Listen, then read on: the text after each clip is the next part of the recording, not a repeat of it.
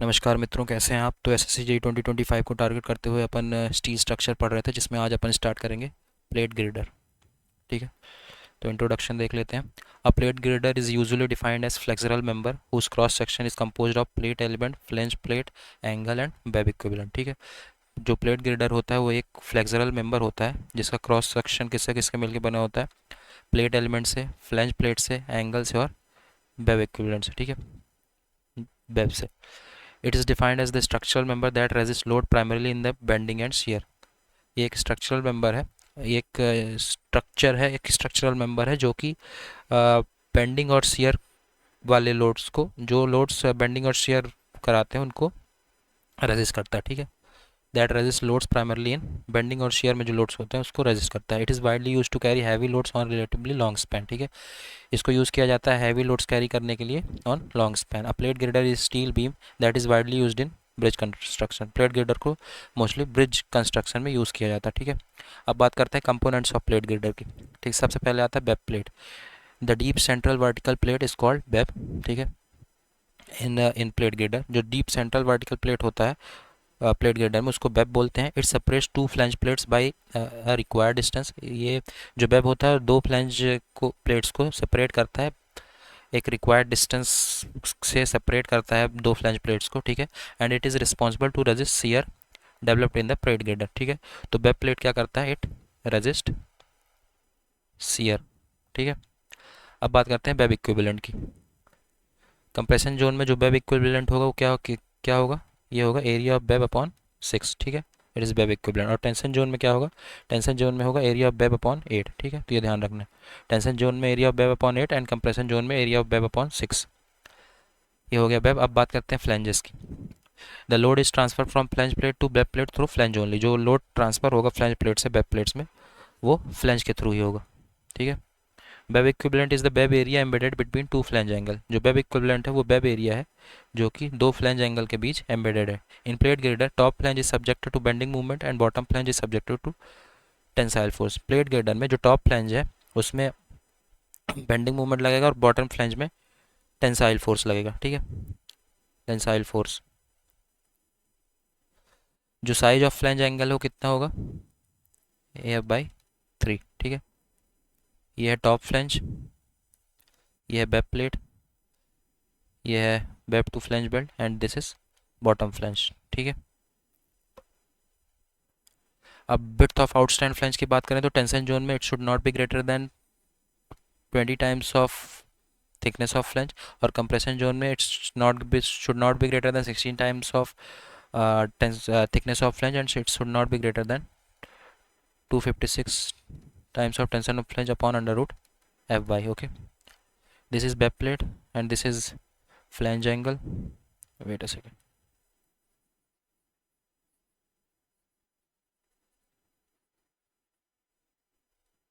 Okay, ठीक है, तो ये फिगर है, इसको देख लेना। अब कुछ की पॉइंट्स की बात कर लेते हैं। The wind load on A steel truss for an industrial building will depend upon location, shape and height of the structure. जो विंड लोड है, जो विंड लोड लगता है स्टील स्ट्रेस में फॉर इंडस्ट्रियल बिल्डिंग में, वो किस पे डिपेंड करता है, लोकेशन पे, शेप पे और हाइट ऑफ स्ट्रक्चर पे। The bottom chord of end truss subjected to gravity load is always subjected to axial. ठीक है, एंड ट्रस का जो बॉटम कॉर्ड होता है जिसमें सब ग्रेविटी लोड लगता है वो हमेशा एक्सियल लगता है, एक्सियल टेंशन में। ठीक है, रूफ ट्रस में slope is defined as ratio of rise and half span of the truss. ठीक है, जो रूफ ट्रस में स्लोप क्या होगा, किसका किसका रेशियो होगा, rise upon half span, span. ठीक है, अब बात करते हैं इकोनॉमिकल डेप्थ ऑफ गिरडर की। Economical depth of girder, it is corresponding to minimum weight not minimum cost. ठीक है, ये मिनिमम वेट के करस्पॉन्डिंग होता है ना कि मिनिमम कॉस्ट के। This economical depth is obtain by minimizing the cross sectional area of the plate girder. ठीक है, ये इकोनॉमिकल डेप्थ है ऑफ गिरडर।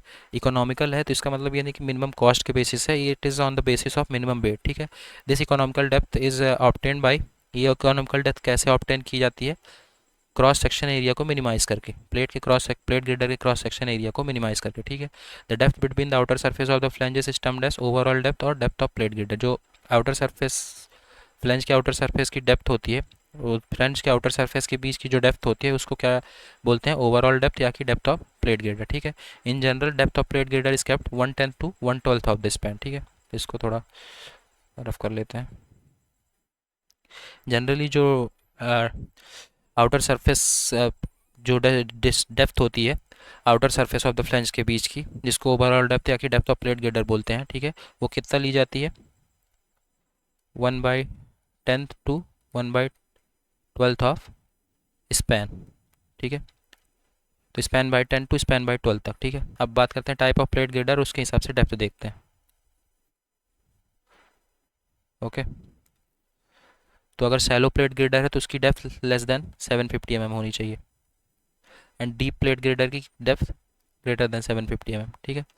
रिवेटेड प्लेट गिरडर के लिए जो डेप्थ होगी 1.1 times of under root M by sigma B C into T W, और welded plate girder के लिए जो डेप्थ है वो कितनी होगी 5.3 under root M upon sigma B C into T W, ठीक है। टी डब्ल्यू क्या है, web plate thickness, sigma B C है परमिसिबल बियरिंग स्ट्रेस, एम है मैक्सिमम बेंडिंग मूवमेंट, ठीक है। Self weight of plate girder कितना होगा, W/300 kN/m, WSM में, और LSM में 1.5 टाइम्स W/300 kN/m, ठीक है।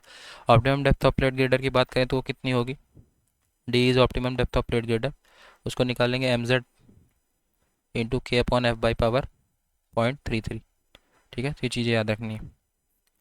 जहाँ पे mz क्या होता है, movement resisted by resistance bye flanges, and के क्या है, slenderness ratio of web, D/Tw, ठीक है। के slenderness ratio of web, web का स्लेंडरनेस रेशियो। अब ऑप्टिमम थिकनेस वेब की बात कर लेते हैं। वेब की ऑप्टिमम थिकनेस क्या होगी, Tw=mz अपॉन के स्क्वायर एफ बाई पावर 0.33, ठीक है। तो इसमें जो के है उसका स्क्वायर हो जाएगा ऑप्टिमम थिकनेस में, ठीक है, और के स्क्वायर अपॉन एफ बाई के स्क्वायर जो है नीचे आ जाएगा। तो ऐसे याद रखना है, इसमें एम जेड इंटू के था, इसमें एम जेड अपॉन के स्क्वायर एफ बाई है, ठीक है। अब बात करते हैं वेब स्टिफनर्स की। Web stiffeners, IS 800 1984 recommends the provision of web stiffener as follows. जो IS 898 1984 में वेब स्टिफनर के प्रोविजंस के बारे में बात की गई है, ठीक है। If d1/tw less than lesser of 816 under root tau we calculated, और 1344 under root f by और 85 इनमें जो मिनिमम होगा तब कोई स्टिफनर की रिक्वायरमेंट नहीं होगी, ठीक है। अगर d2/tw इस इन दोनों में से जो मिनिमम होगा 3200 upon under root F by and 200 है, उससे कम है, तब वर्टिकल स्टेफनर अपन प्रोवाइड करेंगे, ठीक है। If d2/tw is lesser of, मतलब कि मिनिमम इनमें से 4000 upon under root F by और 250 में से जो मिनिमम होगा उससे कम है, तब vertical stiffeners and one horizontal stiffeners at a distance of 2/5 of the distance from the compression flange to the neutral axis are provided, ठीक है। ये ध्यान रखना है। if d2/tw is less or is equal to minimum of 6400 under root f by और 400, तब क्या करेंगे, then requirement is the same as in third plus horizontal stiffener at the neutral axis, ठीक है। तब जो ये रिक्वायरमेंट प्लस एक हॉरिजॉन्टल स्टिफनर न्यूट्रल एक्सिस पे देंगे, ठीक है। तो ये जो चारों कंडीशन है वेब स्टिफनर्स की, इसको याद रखना है, ठीक है। तो कई बार लिख लिख के करेंगे तो अपन याद हो जाएगा। अब कुछ नोट की बात करते हैं। After providing all the stiffness, lesser clear dimension of web panel should not exceed 180 TW, ठीक है। सारे स्टिफनेस को प्रोवाइड करने के बाद जो लेसर क्लियर डायमेंशन है वेब की, वेब पैनल की, वो 180 times of thickness of web से ज़्यादा नहीं होनी चाहिए। ग्रेटर क्लियर डायमेंशन ऑफ जो अब lesser clear dimension of web panel should not be greater than 180 TW, and greater clear dimension of web panel should not be greater than 270 times of TW, ठीक है। And rivet connecting flange angles to cover plate in a plate girder are subjected to horizontal shear only. वो rivets जो कि flange angles को cover plate से connect करता है plate girder में, उसमें सिर्फ हॉरिजॉन्टल शियर लगता है, ठीक है। जो एल इफेक्टिव होता है वो 0.7 टाइम्स एल एक्चुअल होता है, ठीक है। तो ये वेब स्टिफनेस की बात है। कुछ नोट्स हैं इसमें, जो एल इफेक्टिव है 0.7 times of L actual. The distance between vertical legs of flange at the top and the bottom is known as clear plate girder. एक सेकंड थोड़ा रफ कर लें।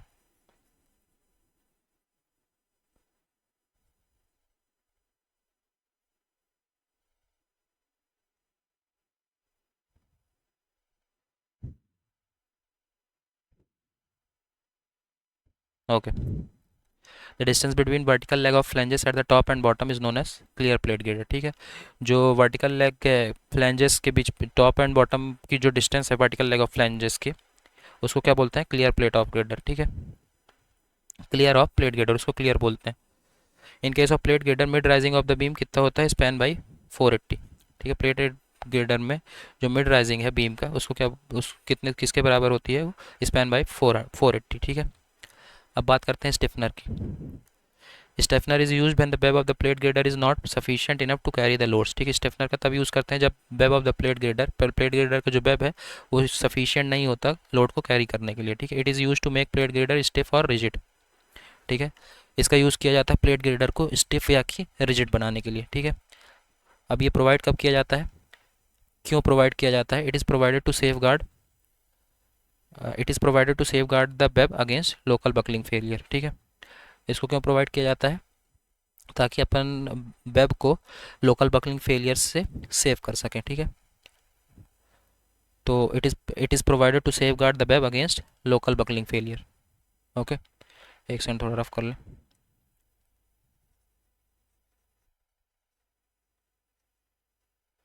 ओके, तो ये जो है this one and this one, ये है अपना horizontal stiffeners, and this one and this one, ये है अपना वर्टिकल स्टिफनर। ओके, अब वेरियस टाइप ऑफ स्टिफनर्स जो यूज़ किया जाता है उसको देखते हैं एज पर IS 800 2007। ठीक है, ओके, तो हॉरिजॉन्टल स्टिफनर का फंक्शन क्या होता है? To prevent web buckling against compressive force due to bending. ठीक है, हॉरिजॉन्टल स्टिफनर वेब बकलिंग को प्रिवेंट करता है किससे? कंप्रेसिव फोर्स से, जो बेंडिंग की वजह से होगी। ठीक है, बियरिंग स्टिफनर आता है। बियरिंग स्टिफनर का क्या फंक्शन होता है? To transfer tensile force from flange to web, flange से वेब की तरफ, मतलब फ्लैंज से वेब तक टेंसाइल फोर्स को ट्रांसफर करता है बियरिंग स्टिफनर। और क्या फंक्शन होता है इसका? To prevent local crushing of the web due to concentrated load और रिएक्शन, कंसनट्रेटेड लोड की वजह से लोकल क्रशिंग को, वेब के लोकल क्रशिंग को प्रिवेंट करता है वेब बियरिंग स्टिफनर। फिर आता है टेंशन स्टिफनर। टेंशन स्टिफनर क्या करता है? To transfer tensile force from flange to web.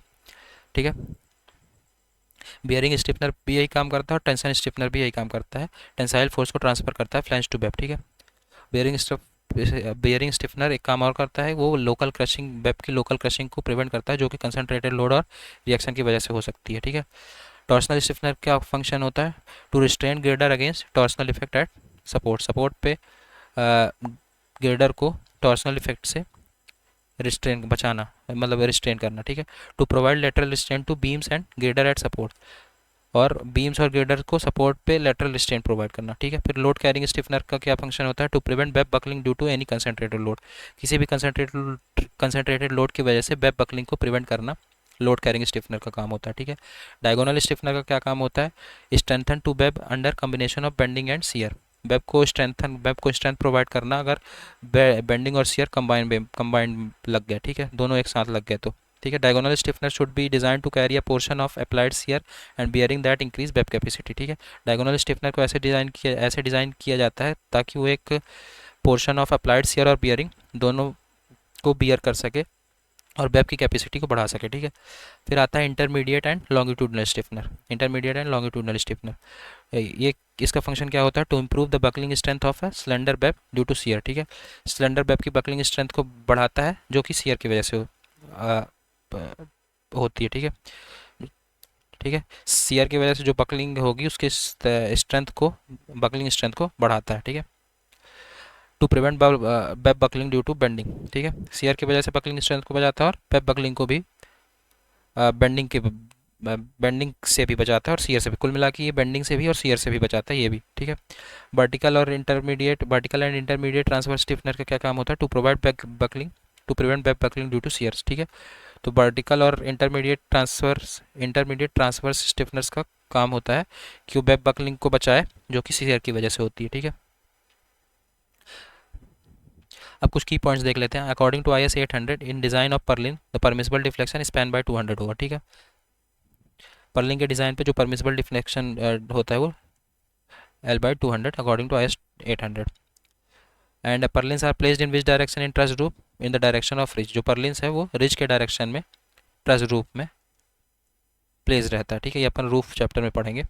The pitch of gable roof is the angle of the roof in the relation to the ground, ठीक है।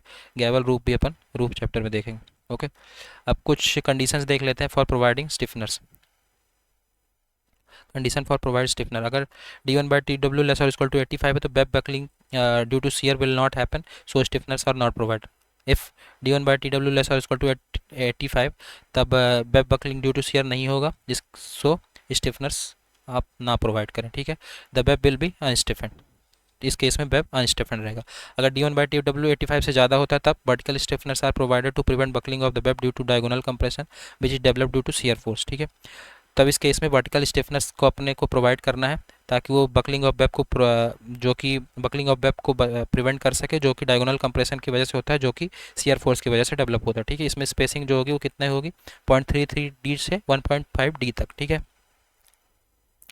अगर d1 by T W greater than 200 हो जाता है तब horizontal stiffeners are provided above neutral axis at a distance of 0.2 W as they prevent buckling of web due to bending compression stress, ठीक है। If d1 by T W greater than 200 होता है तो अपन हॉरिजॉन्टल स्टिफनर प्रोवाइड करेंगे above neutral axis किस distance पे, 0.2 times of D W as they prevent, ताकि वो बकलिंग ऑफ वेब जो कि बेंडिंग कंप्रेशन स्ट्रेस की वजह से होगी उसको प्रिवेंट कर सके, ठीक है। अगर d1 बाई टी डब्ल्यू 250 से ज़्यादा होगा तो एक और एडिशनल हॉरिजॉन्टल स्टिफनर प्रोवाइड कर देंगे एट न्यूट्रल एक्सिस, ठीक है। इसके साथ साथ एक और एडिशनल हॉरिजॉन्टल स्टिफनर प्रोवाइड कर देंगे अब मतलब न्यूट्रल एक्सिस पे, ठीक है। अगर d1 बाई टी डब्ल्यू 400 से ज़्यादा हो गया तब सेक्शन को रीडिज़ाइन करना पड़ेगा, ठीक है। Section must be redesigned. If d by tw less than 67 epsilon, तब 67 टाइम्स ई, तो unstiffened girder can be design, that is no girder required, ठीक है। तो अनस्टीफेंड ग्रेडर, इसमें कोई ग्रेडर रिक्वायर्ड नहीं है, ठीक है, नो ग्रेडर। ओके, ठीक है। तो ये कुछ कंडीशंस है, एक सेकेंड।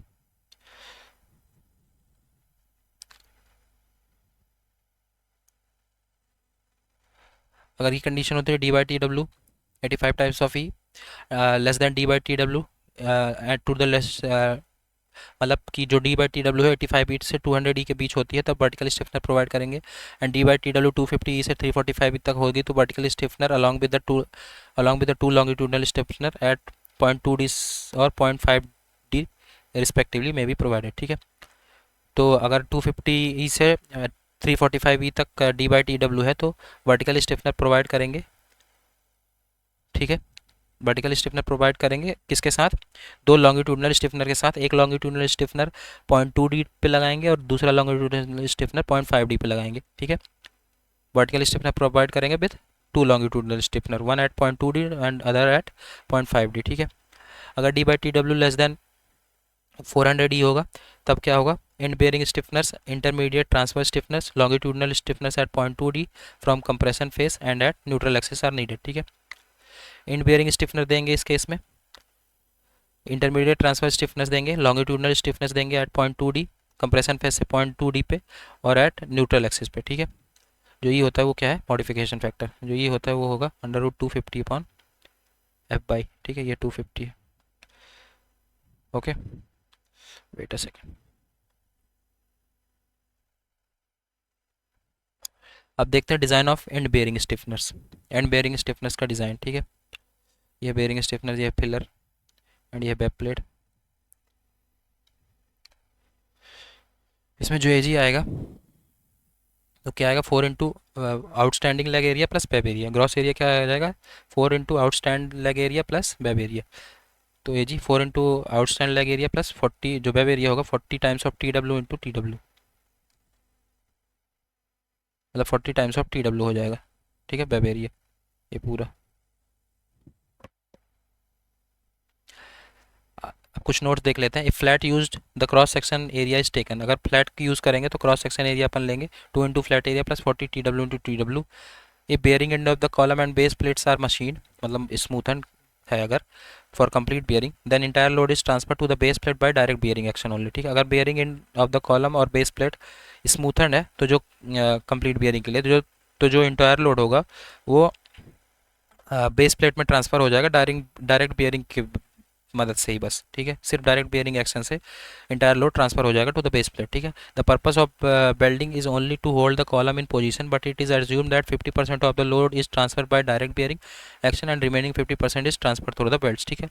जो बेल्डिंग का पर्पस होता है वो सिर्फ कॉलम को अपनी एक पोजीशन पे मेंटेन करने के लिए, एक पोजीशन पे होल्ड रखने के लिए ही होता है बेल्डिंग का पर्पस, लेकिन ये अज्यूम किया जाता है जो 50% लोड होता है वो डायरेक्ट बेयरिंग एक्शन से ट्रांसफर हो जाता है और रिमेनिंग जो 50% लोड बचता है वो बेल्ट्स के थ्रू ट्रांसफर हो जाता है, ठीक है। इन केस ऑफ फ्लैट, जो फ्लैट्स के केस में जो आउटस्टैंडिंग लेग होगा वो 12 टाइम्स ऑफ थिकनेस से ज़्यादा नहीं होना चाहिए, ठीक है।